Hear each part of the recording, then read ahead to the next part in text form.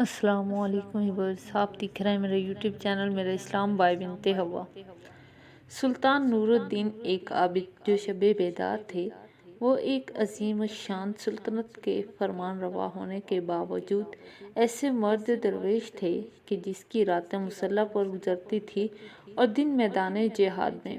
وہ عظمت و کردار کا ایک عظیم پیکر تھے جس نے اپنی نوک شمشیر سے تاریخ اسلام کا ایک روشن باب لکھا تھا۔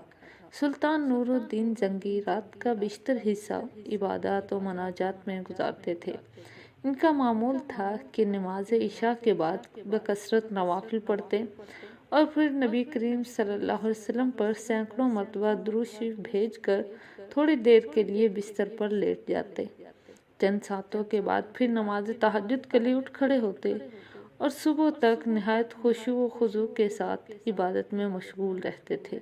سلطان نور الدین زنگی کا ایمان افروز واقعہ ذکر کر رہے ہیں۔ ایک شب وہ اوراد و وظائف سے فارغ ہو کر بستر پر لیٹے تو خواب میں 3 بار نبی کریم صلی اللہ علیہ وسلم کی زیارت ہوئی۔ بعض روایت میں ہے کہ سلطان نور الدین زنگی نے متواتر 3 رات حضور صلی اللہ علیہ وسلم کو خواب میں دیکھا۔ ہر مرتبہ 2 آدمیوں کی طرف اشارہ کرتے ہوئے حضور صلی اللہ علیہ وسلم نے فرمایا کہ نور الدین، یہ آدمی مجھے ستا رہے ہیں۔ ان کے شرکاء کا استحصال کر نور الدین یہ خواب دیکھ کر سخت مضطرب ہوئے۔ بار بار استغفار پڑھتے اور رو رو کر کہتے، میرے آقا و مولا کو میرے جیتے جی کوئی ستائے یہ ہو نہیں سکتا۔ میری جان و مال اولاد آپ پر قربان ہو۔ خدا اس دن کے لیے نور الدین کو زندہ نہ رکھے کہ حضور صلی اللہ علیہ وسلم غلام کو یاد فرمائیں اور وہ دمشق میں آرام سے بیٹھا رہے۔ سلطان نور الدین بے چین ہو گئے اور انہیں یقین ہو گیا کہ مدینہ منورہ میں ضرور کوئی ایسا شدنی واقعہ ہوا ہے جس سے سرور کونین نبی کریم صلی اللہ علیہ وسلم کی روح اقدس کو تکلیف پہنچی ہے۔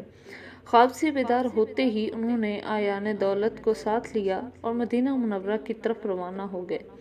اہل دمشق سلطان کے سفر پر روانہ ہونے سے بہت حیران ہوئے، لیکن کسی کو بھی یہ معلوم نہیں تھا کہ اصل بات ہے کیا۔ دمشق سے مدینہ منورہ پہنچنے میں عام طور پر 20 سے 25 دن لگتے تھے، لیکن سلطان نے یہ فاصلہ بہت ہی تیزی کے ساتھ طے کیا اور 16ویں دن ہی مدینہ منورہ جا پہنچے۔ اہل مدینہ ان کی اچانک آمد پر حیران رہ گئے۔ سلطان نے آتے ہی شہر میں آنے جانے کے دروازے بند کروا دیے، پھر منادی کروا دی کہ آج تمام اہل مدینہ اس کے ساتھ ہی کھانا کھائیں۔ تمام اہل مدینہ نے نہایت خوشی کے ساتھ یہ دعوت قبول کی۔ اس طرح مدینہ منورہ کے تمام لوگ سلطان کی نظر سے گزر گئے، لیکن ان میں وہ آدمی نہیں تھے جن کی شکلیں اسے خواب میں دکھائی گئی تھی۔ سلطان نور الدین زنگی نے اکابر شہر سے پوچھا کہ کیا کوئی ایسا شخص باقی تو نہیں رہ گیا جو کسی وجہ سے دعوت میں شریک نہ ہو سکا ہو؟ تو انہوں نے عرض کی کہ اہل مدینہ میں سے تو کوئی شخص ایسا نہیں رہا جو اس دعوت میں شریک نہ ہوا ہو، البتہ 2 خدا رسید مغری جو مدت سے یہاں مقیم ہیں وہ نہیں آئے۔ یہ دونوں بزرگ عبادت میں مشغول رہتے ہیں۔ اگر کچھ وقت بچتا ہے تو جنت البقیع میں لوگوں کو پانی پلاتے ہیں، اس کے سوا وہ کسی سے ملتے ملاتے نہیں ہیں۔ سلطان نے حکم دیا کہ ان دونوں کو بھی ضرور یہاں لاؤ۔ جب وہ دونوں سلطان کے سامنے حاضر کیے گئے تو اس نے ایک ہی نظر میں پہچان لیا کہ یہ وہی آدمی ہیں جو اسے خواب میں دکھائے گئے تھے۔ انہیں دیکھ کر سلطان نور الدین زنگی کا خون کھول اٹھا، لیکن تحقیق بہرحال ضروری تھی کیونکہ ان کا لباس زاہدانہ اور شکل و صورت مومنوں کی طرح تھی۔ انہوں نے بتایا کہ روضہ اقدس کے قریب ایک مکان کرائے پر لے رکھا ہے اور وہ اسی میں ہر وقت ذکر الہی میں مشغول رہتے ہیں۔ سلطان نے ان دونوں کو وہیں اپنے آدمیوں کی نگرانی میں چھوڑا اور خود اکابر شہر کے ہمراہ اس مکان میں جا پہنچا۔ یہ ایک چھوٹا سا مکان تھا جس میں نہایت ہی مختصر سامان مکینوں کی زاہدانہ زندگی کی شہادت دے رہا تھا۔ اہل شہر ان دونوں کی تعریف میں رطب اللسان تھے اور بظاہر کوئی چیز قابل اعتراض نظر بھی نہیں آتی تھی، لیکن سلطان کا دل مطمئن نہیں تھا۔ اس نے مکان کا فرش ٹھونک بجا کر دیکھنا شروع کیا۔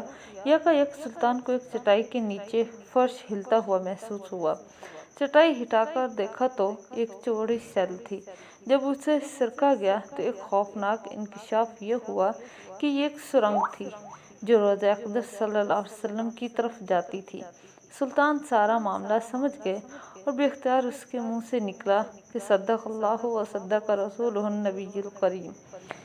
سادہ مزاج اہل مدینہ بھی ان بھیڑ نما بھیڑیوں کی یہ حرکت دیکھ کر ششدر رہ گئے۔ سلطان اب قہر و جلال کے مجسم تصویر تھا۔ اس نے ان دونوں ملعونوں کو پابند زنجیر کر کے اپنے سامنے لانے کا حکم دیا۔ جب وہ سلطان نور الدین زنگی کے سامنے پیش ہوئے تو سلطان نے ان دونوں بدبختوں سے نہایت غضب و لہجہ میں بات کرتے ہوئے کہا کہ سچ بتاؤ تم کون ہو اور اس ناپاک حرکت سے تمہارا کیا مقصد ہے؟ تو دونوں نے جواب دیا، بے شرمی اور ڈٹائی سے بولے کہ اے بادشاہ، ہم نصرانی ہیں۔ بعض روایتوں میں یہ ہے کہ یہ دونوں یہودی تھے اور اپنی قوم کی طرف سے تمہارے پیغمبر کی لاش چرانے پر مأمور ہوئے ہیں۔ ہمارے نزدیک اس سے بڑھ کر اور کوئی کار ثواب نہیں ہے، لیکن افسوس کہ عین اس وقت جب ہمارا کام بہت تھوڑا باقی رہ گیا تھا تو تم نے ہمیں گرفتار کروا لیا۔ ایک روایت میں ہے کہ یہ سرنگ حضرت عمر رضی اللہ عنہ کے جسد مبارک تک پہنچ چکی تھی، یہاں تک کہ ان کا ایک پاؤں ننگا ہو گیا تھا۔ سلطان کا پیمانہ صبر سے لبریز ہو گیا۔ اس نے تلوار کھینچ کر ان دونوں بدبختوں کی گردنیں اڑا دی اور ان کی لاشیں بھڑکتی ہوئی آگ کے الاؤ میں ڈلوا دی۔ یہ کام انجام دے کر سلطان پر رکت طاری ہو گئی۔ وہ مدینہ منورہ کی گلیوں میں روتے ہوئے گھومتے اور کہتے تھے کہ ذی نصیب کی اس خدمت کے لیے حضور صلی اللہ علیہ وسلم نے اس غلام کو چنا۔ جب ذرا قرار آیا تو سلطان نے حکم دیا کہ روضہ نبوی صلی اللہ علیہ وسلم کے گرد ایک گہری خندق کھودی جائے اور اسے پگھلے ہوئے سیسے سے پاٹ دیا جائے۔ سلطان کے حکم کی تعمیل میں روضہ اطہر کے چاروں طرف اتنی گہری خندق کھودی گئی کہ زمین سے پانی نکل آیا۔ اس کے بعد اس میں پگھلا ہوا سیسا بھر دیا گیا تاکہ زمانے کی دستبرد سے ہر طرح سے محفوظ رہے۔ یہ سیسے کی دیوار روضہ اقدس صلی اللہ علیہ وسلم کے گرد آج بھی موجود ہے اور انشاءاللہ ابد تک قائم رہے گی۔ آج بھی اہل مدینہ سلطان نور الدین زنگی کا نام نہایت محبت اور احترام سے لیتے ہیں اور ان کا شمار ان نفوس قدسی میں کرتے ہیں جن پر سید البشر نبی کریم صلی اللہ علیہ وسلم نے خود اعتماد کا اظہار فرمایا اور ان کے محب رسول صلی اللہ علیہ وسلم ہونے کی تصدیق فرمائی اور یہ بلند رتبہ ملا ان کو۔